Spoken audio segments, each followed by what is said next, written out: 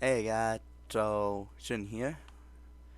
Today I'm gonna be bringing you a Xayah guide. I'll do a in-game gameplay guide. Maybe get one of those up today or tomorrow.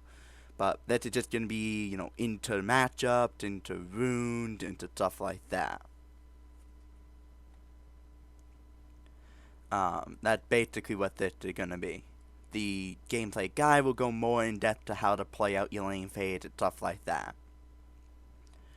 But this is just gonna be runes, item, build path, stuff like that.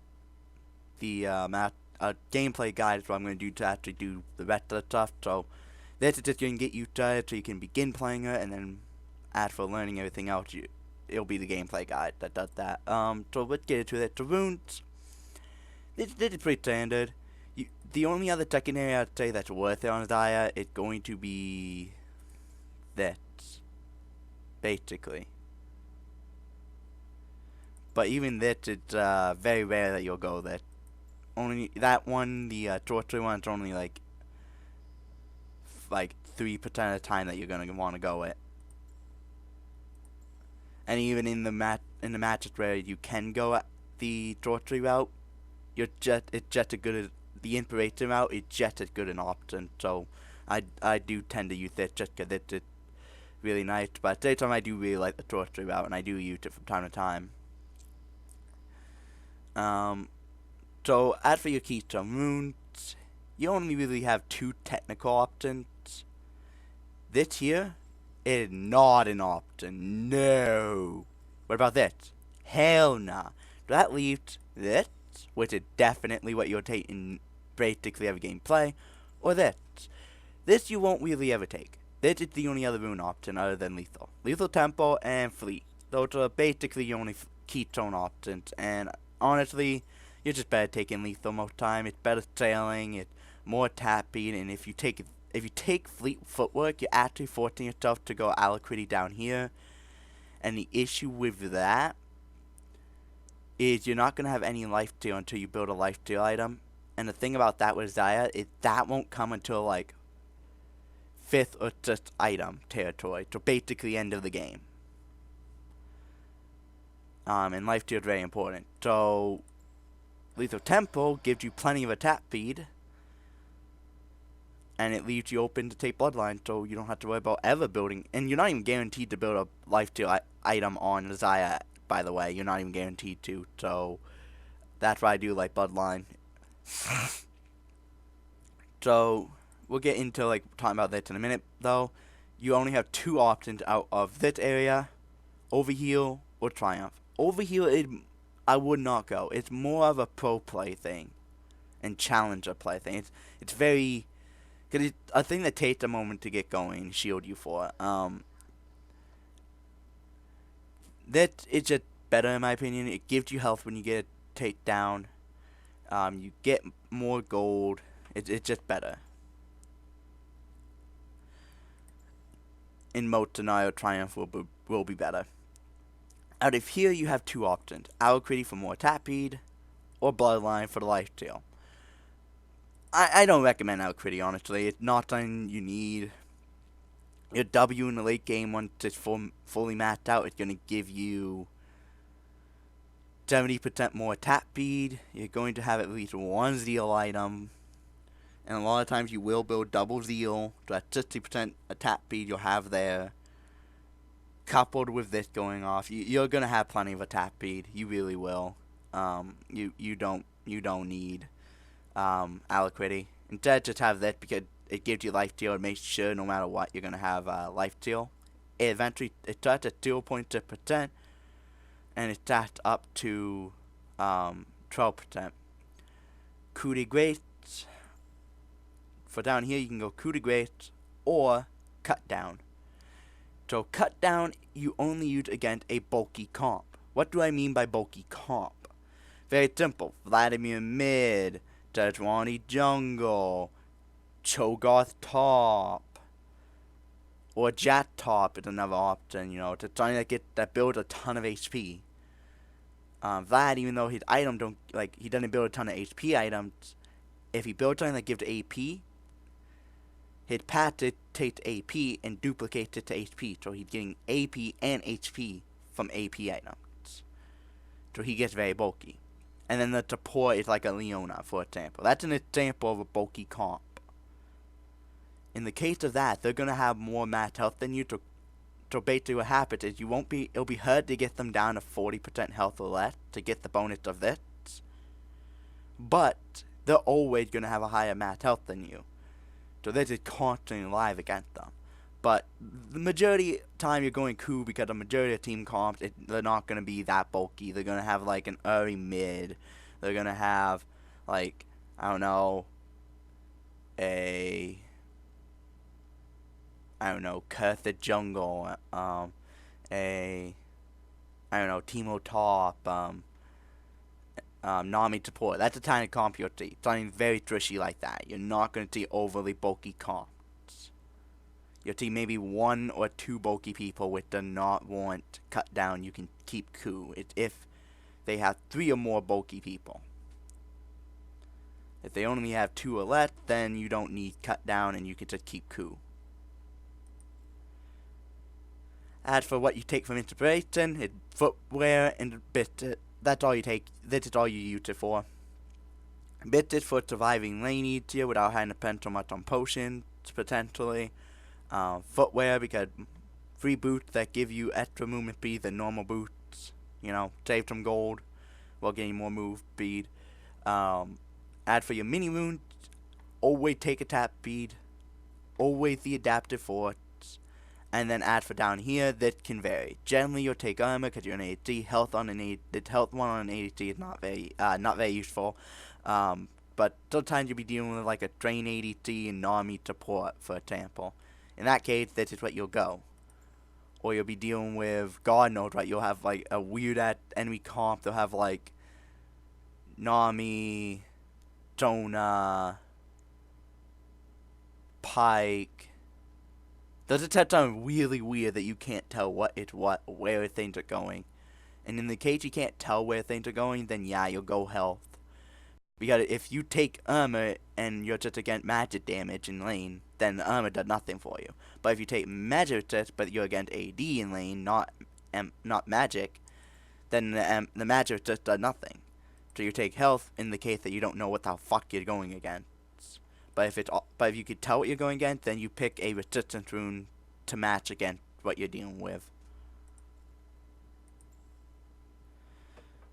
That's it for the runes. I'm not going to go in depth on when you can take sorcery. I don't recommend it, generally speaking, because generally it's not the best option. It's generally in the matchup that Xayah heard counters that I would go it.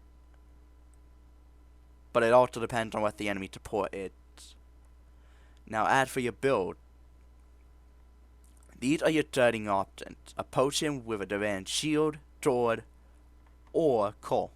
Now, when to take each? I don't recommend Duran shield often. It's something I generally never take. It's something you only really take into a poke matchup. That's the same thing with fleet. You'd only take fleet into a poke matchup, but you could just take shield instead and keep the lethal tempo for the late game power that it gives. But even in a poke matchup, you have things like bit to delivery, first back, grabber refillable, boom, you got the same. So even in poke matchup, I don't think. Oh, oops, hold on. I did not mean to boop that. There we go. So I don't recommend it, simply because in poke matchups you can just deal with it. You know, refillable on your first back, your bit to delivery, stuff like that.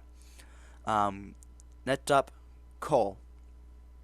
Also, something else you could do is actually buy a corrupting pot on your first back, which is 3 charges. So yeah, you know, you can just do that. So you can basically just stay in lane without this. Coal, this is something you take into a lane with your surefire guarantee to be able to just farm up. You know without a shadow of doubt the enemy isn't going to fight you, and you could just farm up. Because this will give you a lot more gold. There you go.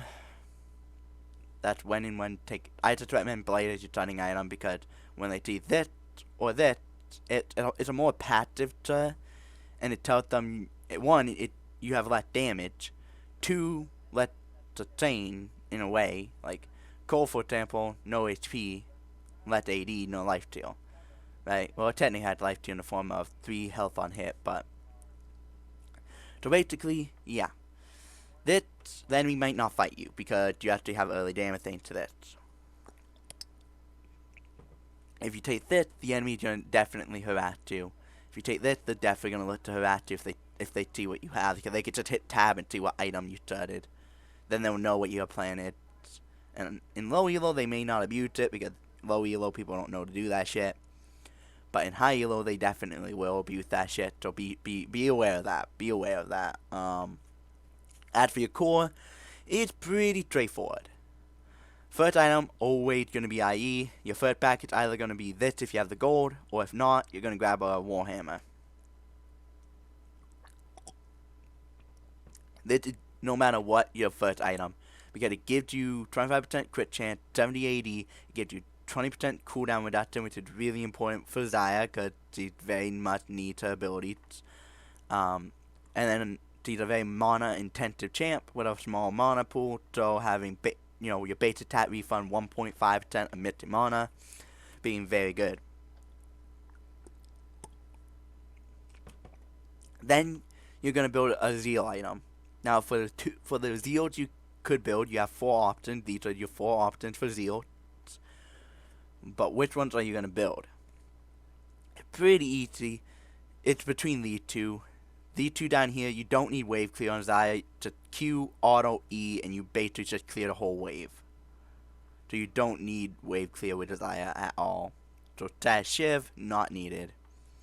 What about Runins? Well, Runins, you generally don't make that on Xayah. The only time you make this is if you're, once again, against a very bulky team comp. You'll have cut down in this to help you deal with a bulky comp. But if you're not against a bulky comp, then this is definitely not coming up. Next up, PD. So when do you build a PD? It's actually really easy. This is a great dueling item.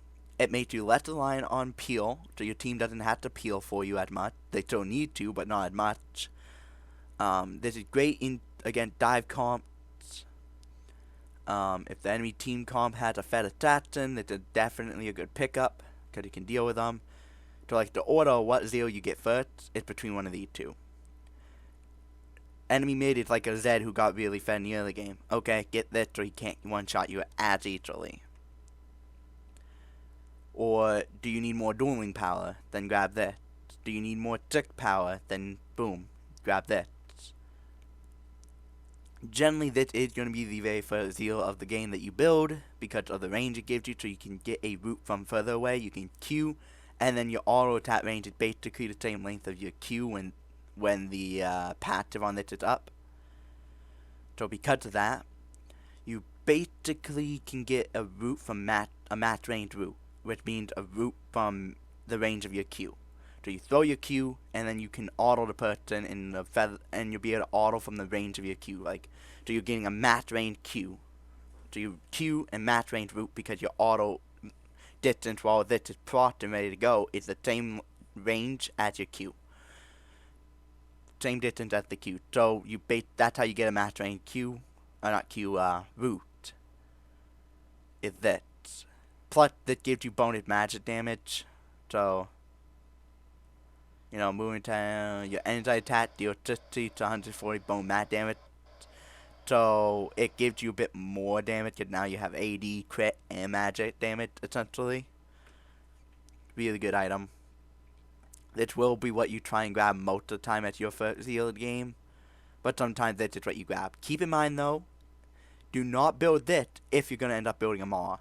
Because they both have lifeline. And only one of those lifelines can happen.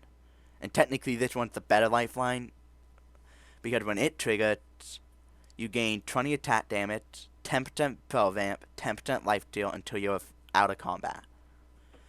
but it only works to get magic. It only parts to get magic damage. This parts against all damage, so keep that in mind. So like what I do is in the loading screen, I look at the enemy team comp, how much AD do they have, how much magic damage do they have, I mean. Who's most likely to get drawn fast, who should I worry about, I figure that stuff out in loading screen generally, and then I don't stick to that plan entirely. I look at how the game ends up going. I predict how the game's going to go while in loading screen, but then based on how the game actually goes, I build for it. But I can plan my build out ahead of time and get an idea of how I'm going to build. But the plan can easily change based on how the game actually goes. So yeah, I can plan, okay, this is probably going to be a Maul game, so I'm probably going to build Fire Cannon. So if you look at how this built, you definitely want to grab your Zeal first, because that's something they both have in common. It's a Zeal. So if you grab the Zeal, then you can transition into whichever one you end up needing to. But then, what if I need to have a bit more gold, like maybe 300 or so gold? Well, grab a dagger. And the reason why is because if you look over here, they both share a dagger outside of the Zeal. Meaning, if you grab it, then it can transition into the PD, or it can transition into the Shun, and then into the Fire Cannon. So yeah, definitely keep that in mind. Now, once you have your Zeal, you're then going to go into IE. Generally turning from BF Sword or Pickaxe. Another really cool thing, I've had on top before on my team, and he upgraded my IE into Molten Edge. So take a look at the difference. 80 AD, 110 AD. So yeah, supercharging my already insanely strong IE. So yeah, if you have on top, but I think on top is very underrated. I think with how impactful the ADT role is, and how impactful the crit ADTs are over regular ADTs like Kaita who don't really build crit, or ADTs like Ezreal who don't build crit, you're almost guaranteed to have a crit ADT. So that means you're guaranteed to have at least one person on your team that you can upgrade. And upgrading something like IE, giving it an extra 30 AD. Oh! Yeah! That's pretty insane. But yeah, as for the boosts, your boot options are pretty straightforward. Berserker, Tabby, or Merc. Those are the only ones you're going to be building. Now, as for when to build them, you generally want to build up a Berserker Greed, become more attack speed, therefore you can launch more autos and rapid pace, take things quicker, kill things quicker, your ADT, your job is to kill. But you will sometimes build a Merc or a Tabby or Merc, right? So when do you build these over the Greaves? So there are times I'll build one of these early, and then I transition off of it into Greaves later. And when do I do that? So, for example, I've been against a Vayne in lane before. My support starts at, ended up feeding the Vayne early. My jungler comes down, feeds the Vayne early. My mid laner feeds the Vayne. It just feeds the Vayne, apparently. I'm not dying, but the Vayne is getting fed. So, in order to avoid dying to her and making things worse, I go Tabby. Because it gives me armor, and it blocks 12% of the damage from her base attacks. So, I also grab is a Phantom Dancer. There have been times that instead of building first time ER, I end up building first item Phantom Dancer, simply to survive that scenario against that Vayne, and then they also have an AD attachment who's getting pretty strong. So I just do this for survival. I'm a late game hyper carry kind of ADC, I'm about late game, so it's fine if I kind of throw my build off a little just to make my early game survivable due to unfavorable scenarios arising. A late game hyper KO like Vayne getting fed and getting to like 2 items by 10 minutes is pretty bad. Like, it's pretty scary. So this is what I do. Survivability. But then later in the game when, I've gone into my stuff, I'm getting drawn, I'm strong enough to do my job now, I can easily transition off Tabby into the Greaves. And I've done that. Not the most gold efficient thing to do, but then it puts you at maximum carry power once you've caught back up. I don't recommend generally doing it, but I don't recommend generally falling behind that to that extent, you know. But sometimes, especially in low elo, that kind of stuff happens where your jungler, when you're 1 HP, the Vayne's almost 4 HP, the enemy support's almost 4 HP, you're low, your support is in base, he'll come down and try and fight it, which means he's basically fighting a 1v2 because I can't get anywhere near, because even if we manage to kill the Vayne, she'll kill me. Therefore, she traded me for herself, which is fine, right? So then my jungler dies. And then my mid laner comes down, like, what are you doing? Enemy bot lane is still very high in HP. He dies. It's like, oh my god. Support comes in when I'm baiting on my way back. The support tried to 1v2, dies. I'm like, what is going on?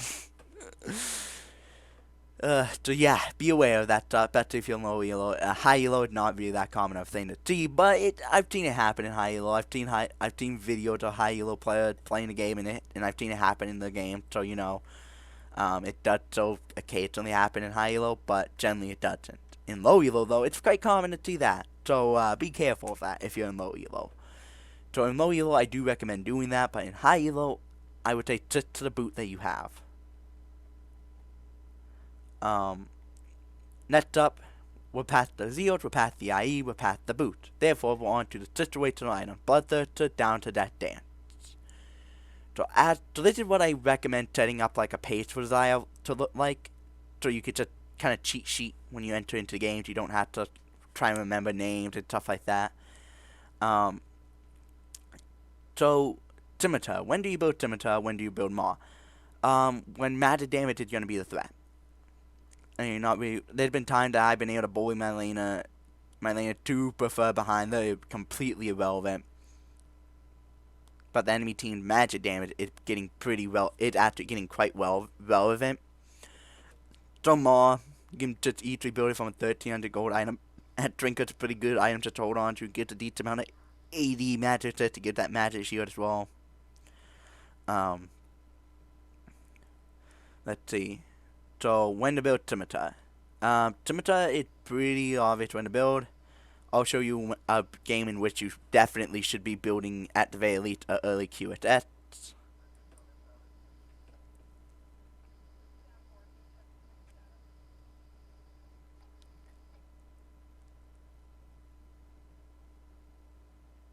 Here it is. So, as you see, Mordecai. Even if the Mord is not ulting you, often, definitely build it, because if he the reason he's ulting you might be because he thinks you're not the threat in a team fight, so he's not gonna ult you, or maybe he just doesn't think ulting you is worth it, right? But once you get really strong, like I was, he's definitely gonna look to ult you. I was the strongest person on the team. You know, in terms of damage, I was doing the most out of our damage carries. Somehow that dude did more than me when he's just a straight tank. I think it's because he was just running into people a lot and just getting damage over time like that. So yeah, the Mord didn't ult me initially, wasn't ulting me early. So yeah, he ulted me once, then twice, then 3 times, and then I'm like, okay, yeah, it seems like I'm the only person he's ulting now. So let's grab a QSS. I should have grabbed it a lot sooner, considering they also have a LUT, and if that bind hits me, I'm just dead. If his root hits me, I'm just dead. If his taunt hits me in a team fight, I'm just dead. If he ults me in a team fight, I'm just dead, right? So I gotta be careful of that. I don't know what the Neely were doing to AD lethality needly when none of her abilities tail from AD, if I recall right, so I don't know what was up with her. Her damage early was high because her auto did stuff, but then she just started doing nothing later, because that's not how you're supposed to build needly. She's an AP champion, not an AD. But yeah, so if Lutbind, Verit ult, or Shen taunt hits me in a team fight, I'm just dead. I am legitimately just dead. So yeah, being able to get those off me at point as Scimitar, but also it more ult me, it's really annoying, right? So yeah, definitely you want to keep in mind on that. If there's a Mord on the enemy team, but they have no other TT, even if the Mord isn't ulting you early, build a scimitar, because at some point in the game, he's going to go, holy shit, because you're going to get into a team fight, you're going to kill everything, and he's going to go, holy shit, or if that person's at a team fight, we just lose the team fight. Okay, I'm going to ult her to take her away from the team fight for 10 seconds. Hopefully my team will then win the team fight before my ult went out. So then when my ult went out, they get around her and we can just kill her. Right? That's basically what the mod is going to end up doing once you get strong. So then you'll become his only target. So having a scimitar is going to be good, because then he probably won't ult you anymore, because by the time his ult is off cooldown, this is probably off cooldown roughly at the same time, if I'm not mistaken. So every time he has his ult for every team fight and stuff like that, this baby's going to be ready to go to deal with its ult. Because if you look at a more normal build, they generally don't build any sort of cooldown reduction, no cooldown reduction. They don't build TDR. The average build doesn't have any TDR. Like this, for example, is not part of the normal build. This isn't part of the normal build. Normally you'll see something like Spirit Visor as the only form of cooldown, which is like 10%. But then you'll see like Dead Man play or something like that. Just for extra HP and resistance, so that you don't die as easily. Because you get plenty of damage from Lion Treats and the scepter you have. From there, you generally just see them do like a tank items. So they get really bulky and can't be killed, and then they just basically do a ton of damage. But yeah, back on topic. So yeah, in this game, scimitar would definitely play. I should have bought QSS a lot earlier, but whatever. Once I bought the QSS, he ended up ulting me immediately. I come out of base, we go straight to Baron. He goes there, ults me, and I immediately just QSS it. Let's just say he never ulted me again the rest of the game. I completed my QSS ulti, because if I told the QSS to get some gold to then build into something else, he would probably end up ulting me again, because he would look at my items or something. If he's smart, he would look at my item, see what I'm building. Because with the QSS, if I were then to build a mark, and if you look at the team comp, he does match damage, straight match damage, even though he's building AD. Match damage, and if you're... I'm not really afraid of a Shen, I'm not really afraid of that Vert at that point. I've outtailed him hard. So I don't know.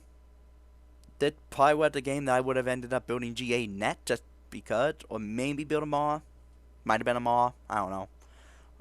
If he was building mat damage, then yeah, I probably would have built a Maw. Because if you look here, he had like all the strength of the team. But then he went in troll build with AD. And he's building a QSS, which means, you know what that means. He's going to build a scimitar, because QSS only built into scimitar. So that's even more AD on a champion that had no AD tailing. So all that, the only thing that AD is doing for her is her auto attacks. Which at that point you might as well just play like a Kindred. You might as well just play Kindred. I don't know what they thought they were doing. It's low elo. You won't see this in height. Like better jungle. The name is better jungle. That means this is a Smurf account. This is a Smurf. Why is a Smurf? I don't know. Maybe the autofill the jungle. No, because they said better jungle. So the jungle main. The jungle main Smurf. A jungle Smurf. What the fuck? I don't know. But that's weird. I did not even realize the name until now. Thank you. Okay, this is a Smurf as well. His name is Thank You. It's a pun on the word thank you.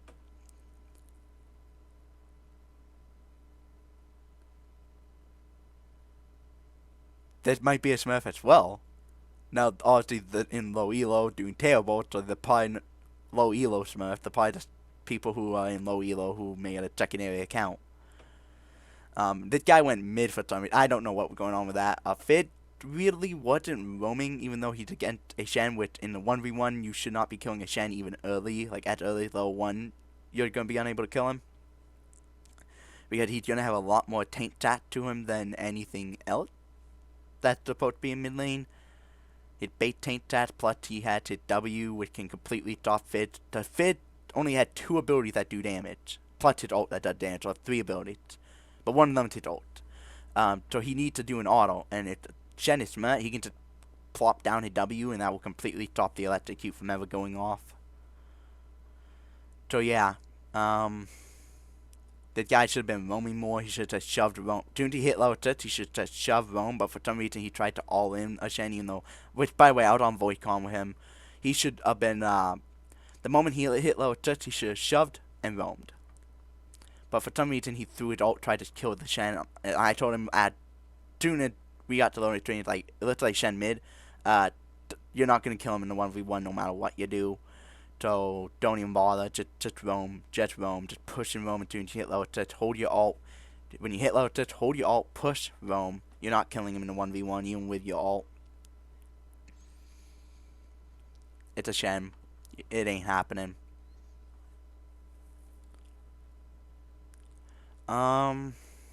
Yeah. It to be expected. He's building a lot more armor than you think someone would be. Because if you look here, that dude does magic damage, even though he's building tank. Magic damage. Magic damage.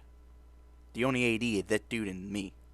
And this is a Natus. He only had one AD item, which I don't think you should be building this on Natus, but okay. But okay. He should have gone like into Photon Hurt, but whatever. And then there's me. So yeah, Mota damage and magic. So Shen probably, considering how many times he died, probably should have built a bit more magic. Just one armor item against me would be efficient enough to get him by. He didn't need to build multiple.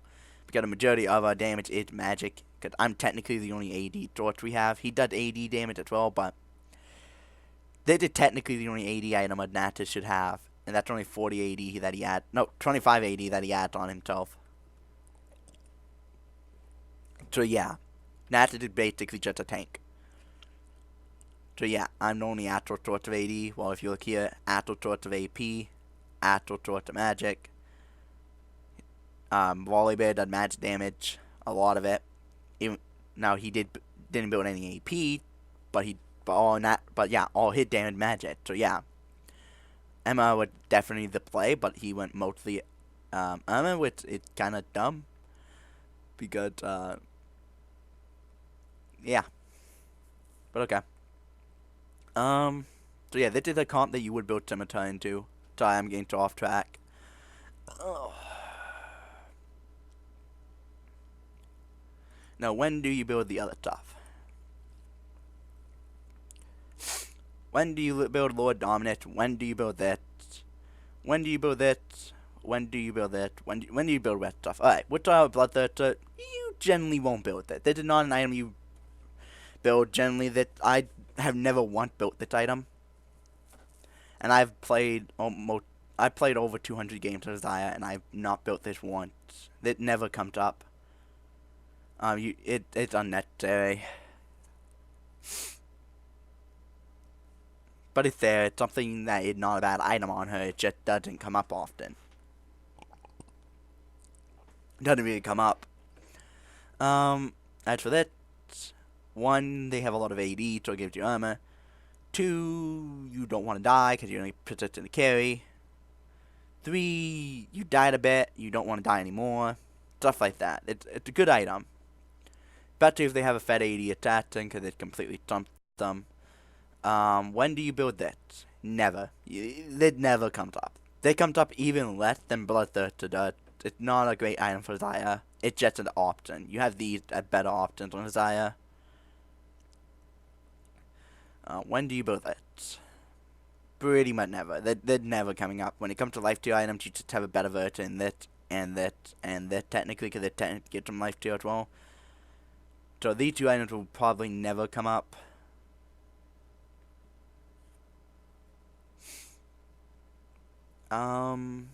Yeah. So yeah, for stuff that never comes up, I should probably put that there, because that never comes up. Literally the stuff that never comes up at all. This will come up sometimes, but very rare. These come up a lot. Like, I've built these. I built this in at least half my game now. Same with this, and same with it, at least half my games. As for these come up quite frequently as well. But when to build these? I'll show you some comps that you can build them into. But I should have a few up. This one. Again, another Scimitar game. Scimitar comes up a lot. Look here, left Q, if that hit me, I would be dead. But yeah, it was just for her Q, because if her Q hits me in a team fight, I'm dead. So, I built it mainly just to deal with that. Plus to get me matchups just against her and the Fed, because they're pretty fed, and if you look at the AD isn't doing so hot, while the AP is doing quite hot, so. But that wasn't the game. Where is that it? I think that's what. Yeah, that's it the game, I think. Yeah. So this is the game where you would build either Dominant or Mortal Reminder. Now, as for which you build, take a look at the enemy comp. So they have a Thresh who's building a lot of armor. So yeah, I would need to build it to kill him. If you look over here, he's built quite a decent amount of armor. So he'll be hard to kill, plus he has a lot of HP. Look here, he's building armor. So yeah, I don't know what's going on here. If you look at our comp, it's the AD doing really well, but they're building magic with just a decent amount of it. I don't know. Weird. But okay. Get like Teemo, mad damage wise, isn't really that scary. It mad damage isn't scary. He went AP. So that means he's just an ult. Once he's ulted, he's completely irrelevant. And no amount of magic is going to save you from getting one shot by that ult, because his ult had 200% AP ratio on it. So if you have like 800 AP, for example, 200% of that is what you're getting hit by. Plus, not just 200% of that, you're also getting hit by base damage of the ult. The ult has a very high base damage. I think it had a base damage of like 800 at match rank or something like that. But then you couple that with a 200% AP ratio. Yeah, no amount of magic resistance is going to save you, I would say. You're probably still getting completely wrecked by this. But if we look at the comp, so like if you look at it, they're all building armor at that person so far. And it's not like a trishy person like an ADC, where armor isn't going to do a whole lot for, because they're very extremely low health. No, it's someone who's bulky, someone who's bulky. So yeah, a lot of armor on bulky people too. The bulky people. So, obviously, Lord Dominant would be really good. But do I build Lord Dominant or the Mortal Reminder? Now, how do you tell which one to build? Much like with any other ADC. How much healing do they have? If they don't really have healing you have to worry about, then yeah, Lord Dominant. But if they have a lot of healing, then Mortal Reminder. So, Life Steal, plus Conqueror. He had Life Steal through his his Q. He had healing through his thingy, plus it being boosted by this, so he healed a ton. He has Life Steal through Bork. He doesn't have life steal, but they had an ocean. I think they had like 2 ocean drag, so he would be getting health back from ocean drag. So yeah, very health recovery type comp. A lot of healing going on. As you saw, Pantheon did go more Reminder, so technically I didn't need to. But if he doesn't focus people, like for example, we basically just had to focus Mundo. I don't care about anyone else on this comp. If you look at the graph, on their team, the only person who was relevant was basically Mundo. That person completely relevant. Was somewhat relevant, but if you look at relevancy compared to me, her lane opponent, I would close to double her damage. But if you look at Mundo, like way above her, right? Way above her. So damage wise, yes. Mundo was doing all the damage. To what you need to do with Mundo, I knew Mundo was the big issue. Like, he was winning them fights. Like everyone else would just immediately die in a fight, but he would still be alive. And we would take forever killing him, and he would kill like a bunch of us while we're killing his team. And then once we killed his team, and he's only the one left, he killed the rest of us, getting up 8. So it's like, okay then. So that's not an option. So yeah, it became clear we have to focus Mundo. This guy would not hop in on Mundo though, not at all. Like, he was focusing everyone else in fights. So yeah, basically every time we killed Mundo at the start of the fight, we just aced the assets. Like, we killed the rest of them super easily because they had no power to them.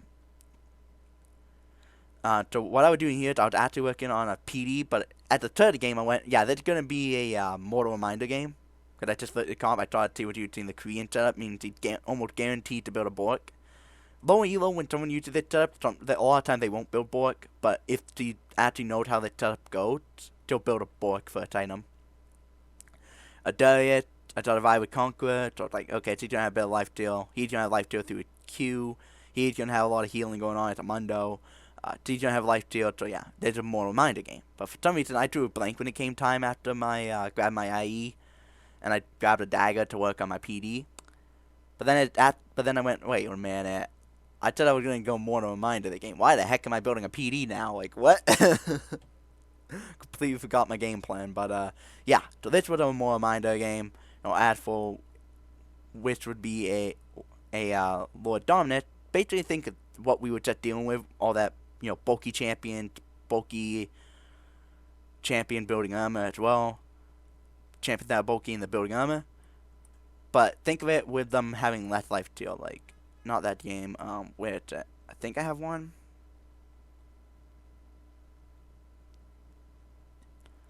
Do I have one? I might not have one. Not often that you run into a bulky comp that doesn't have a ton of healing. Yeah, that isn't it either. God damn it.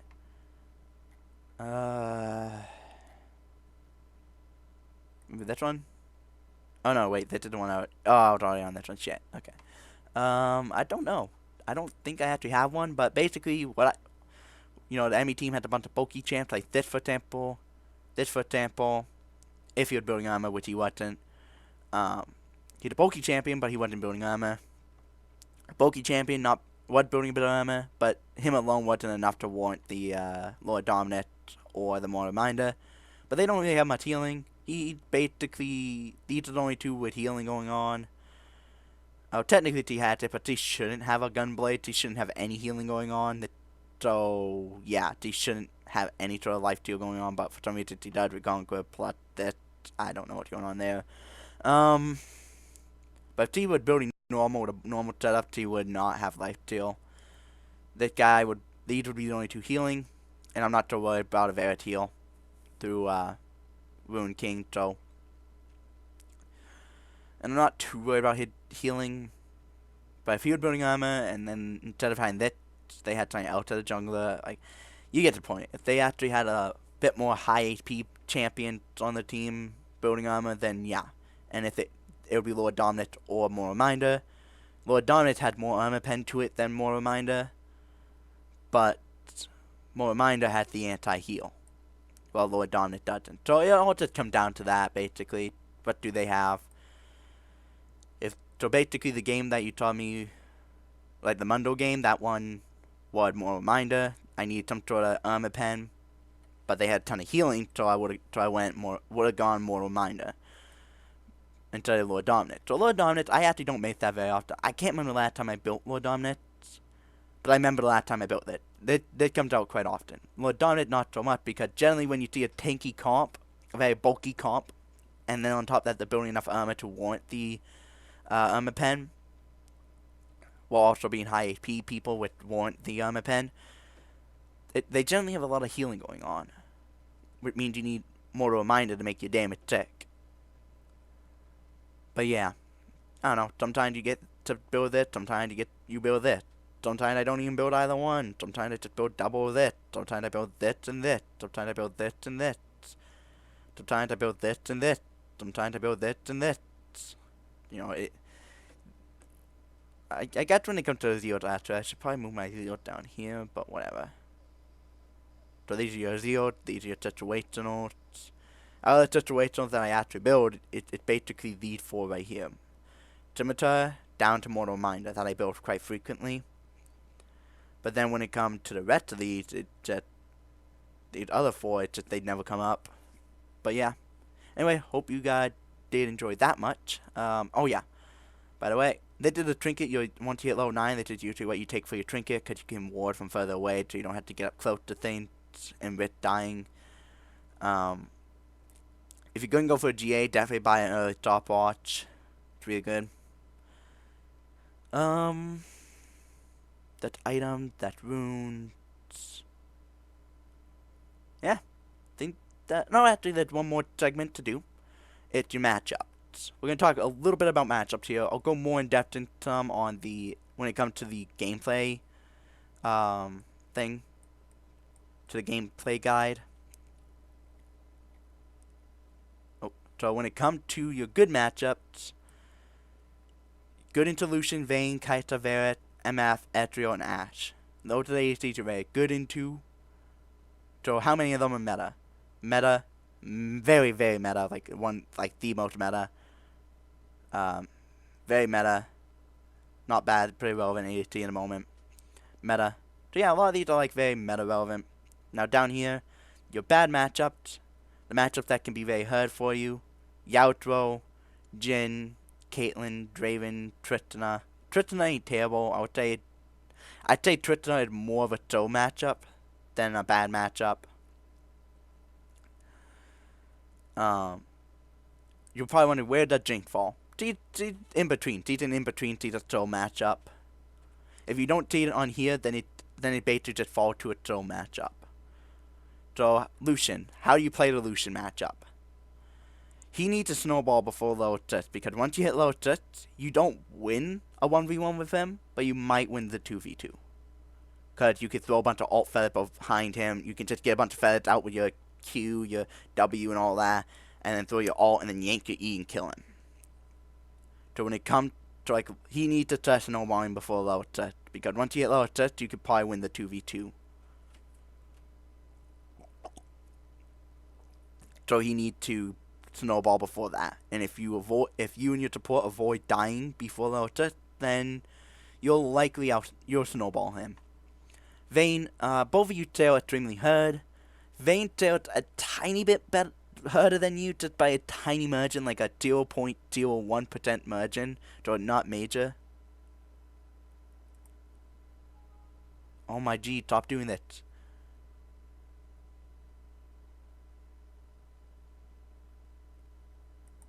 Okay, we'll just do that so it leaves me alone. Apparently my computer performance slow, so we'll change the color team super quickly.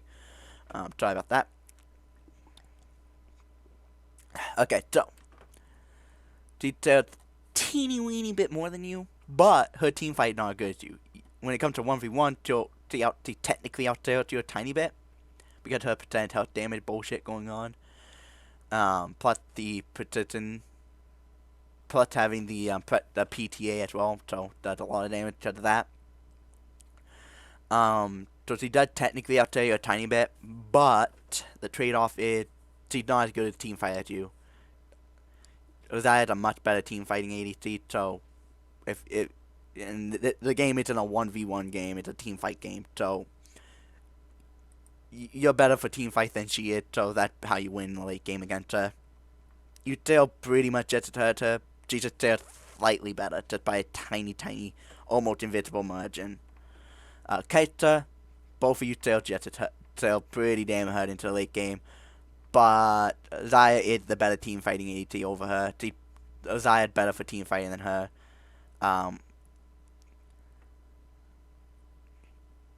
Varret's not bad for team fighting, but he's more of like a lane bully. He's more of a lane bully kind of champion. He doesn't tail as hard as you, so you out-tail him. MF, again, pretty much just lane bully. She's not, even with her Korean build, she's nothing but her ult. When it comes to team fight, all she can do is ult.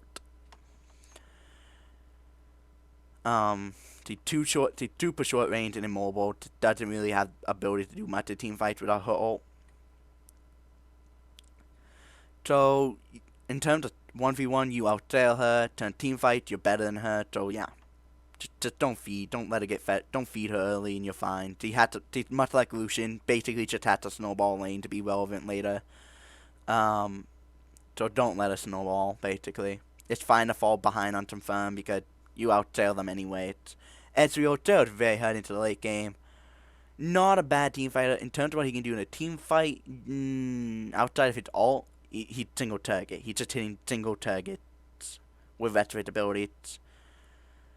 He's a poke champion, basically. So, you are better for team fight than him. Simple as that. It's just he annoys you in the lane because he can poke you out. Ashe, you're a better team fighter. Ashe is pretty much nothing but her ult, even when she does the lethal temple setup. Which is why people have been doing the Arcane Comet Trinity Fort build. Because it gives you maximum poke. You have almost no carry potential, but even Lethal Tempo Ashe had no carry potential. So you might as well just do the maximum poke build to max out the usefulness of your ult, because that's all Ashe is anyways when she's using the Lethal Tempo build. Or the press the attack build. Doesn't matter what build she's using, she's nothing but an ult in the current meta. In terms of sailing, she sailed terribly. She's nothing but an ult. That's why people are doing the poke build with Trinity Fort and Arcane Comet, because you're already nothing but an ult. Why not maximize how useful your ult is?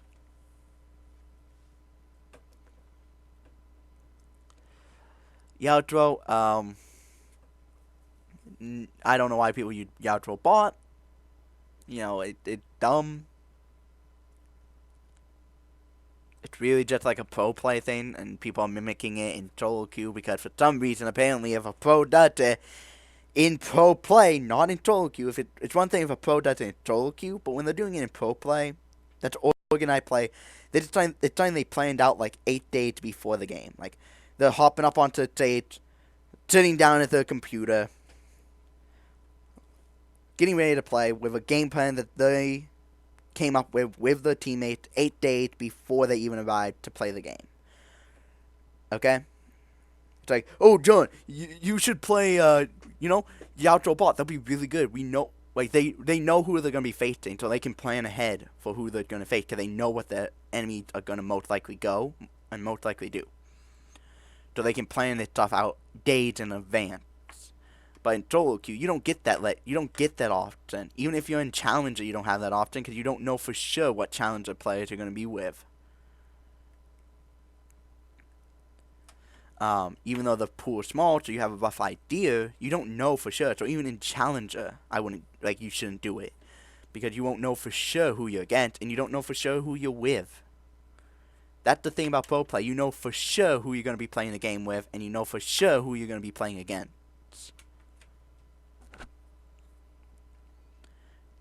This is just a pro play thing, so I don't know why they're doing it, but okay. Jhin, you outsail him heavily. He's a poke champion, basically. He's basically a poke ADC. He's gonna try and poke you out of lane and stuff. His all-in against you is weak. You're much on all-in. Caitlyn, very much the same thing. She's just gonna try and bully you out of lane with poke. All-inning her, she loses. In terms of teamfight power, you have more teamfight power than both these people. Draven, again, lane bully. He's just going to try and bully you lane, try and snowball the lane. He's like Lucian. Had to snowball both for low assist. Once you get low assist, you can actually win probably win the 2v2. You probably win the 2v2 as soon as you get low assist if you play it well. If you haven't fed. If you died a few times to him before low assist, which is what he needs to do against you, then yeah, you're not winning in the 2v2. But you can probably win the 2v2 if you haven't died to him. It's just how it goes. Draven's a lane bully. Pretty much a champ that one-sided, one-dimensional, had to win lane. Had to snowball hard in the laning phase to stay relevant. Because in terms of team fights, you're way more useful than him. Because in team fight, you're bound to have some sort of CC to stop him from going and catching his assets. And if he can't catch his assets in a team fight, he's not going to have the damage he needs. His damage relies heavily on catching assets throughout the whole game. Early laning, it relied solely on catching them. If he snowballed the lane, he won't rely so much on catching at it in the later stages of the game, because he snowballed, he got a really huge lead, but he would still rely on it enough that if you top him, it can definitely cut his damage down enough that you can deal with him. But then if he doesn't snowball lane, then he continues to stay completely reliant on catching it at it to have any damage at all throughout the entire game, if he doesn't snowball the lane. So keep that in mind. Typically just don't die to him. It's fine if you fall behind on TS a bit. If it means you're not dying, you're fine. Just take your time and sail up. It's fine to fall behind. You outsail him really hard. You outsail him heavily. So just don't die to him and you'll be fine. Tristana, very much a snowball-y kind of ADC, but he sails extremely well. You see the Still matchup more or less, so I'm not going to talk too much about her. I'm not going to really talk about the Still matchup. I think talking about your good matchups and your bad matchups is what you need to know. How to play your good matchup to do well. How to play your bad matchup to do well. I do great into Dravens. I do great into Caitlyn. I do great into Jhin, generally speaking. Because I know what they want to do, and I don't let them. I tell my support, hey, this is what this person needs to do in order to do well. This is what I need to be doing to do well. You're good for doing this, so let's do this. I come up with plans. I want my support to be on the same page as me, know what I want to do, and hopefully they'll agree to it. If they don't, and they just want to tip path, then it's like, okay, we're doing it poked out, but it's whatever. Also, again, these two matchups, I definitely grab a refill ball in the first back. Potentially a corrupting if I have the gold for it, because it'll just give me much more to change that the poke is pretty much just irrelevant against me. I could just heal it off. Against Caitlyn, this is how you play the Caitlyn matchup. Stay behind minions. Do not come out from behind minions. Yet, if she hits you with a Q and hit the minion wave, then she's getting huge value out of it, per se. But you're taking less damage from it, because her Q does most of its damage to the first target hit. Additional targets afterward take reduced damage. So staying behind the minion means if you get hit, now avoid getting hit, but if you get hit, at least since you're behind minion, you're taking reduced damage. If you're outside the minion line and get hit by it, you're taking full damage. As for Jhin, his grenade bounce is what you have to worry about in the early game.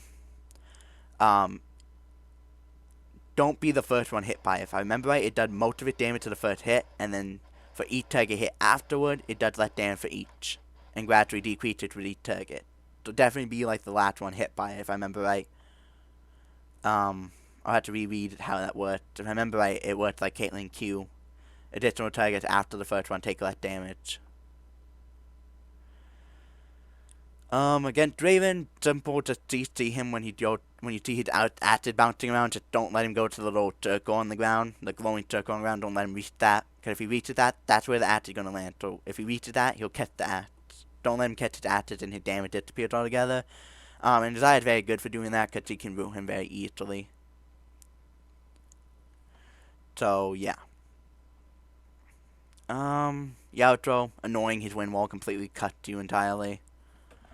Ugh.